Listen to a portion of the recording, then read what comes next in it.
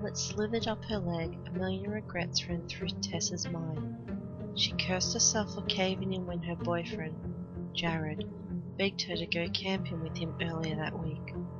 Tess despised the outdoors and knew she would have a terrible time. She hated herself for allowing him to convince her that they would be fine in a tiny little tent out in the middle of the woods. At the very least, she wished she could go back and warn her past self to nap inside of her sleeping bag and not on top of it. The night had been so hot though. Alas, a regret is just a regret, and Tess knew there was no change in the past. Meanwhile, the rattle of the snake's tail grew louder. It's funny what kind of things flash through your mind when you feel like you're about to die. Tess remembered back to some nature show she watched about rattlesnakes years ago. She could hear the soothing British accent of the narrator, probably David Attenborough, as he explained how the sound of the snake's tail indicated it was ready to strike. She glanced over to Jared on the other side of the tent, his face swollen to the size of a basketball.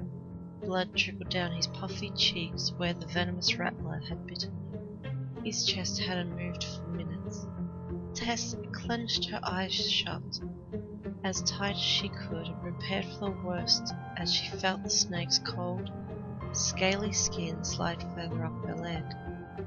Then in an instant, the rattle had ceased and the terrible slithering sensation on her thigh had disappeared. Tess had not been bitten. Feeling a moment of relief, she peeked out of one eye to see if the snake had changed his mind and withdrawn from the tent. Unfortunately, fate had not chosen to be so kind to her. The sight inside her tent sent waves of shock through Tess's body. She watched the serpents rattle mere inches from her face as it disappeared into the mouth of the most hideous creature she had ever seen.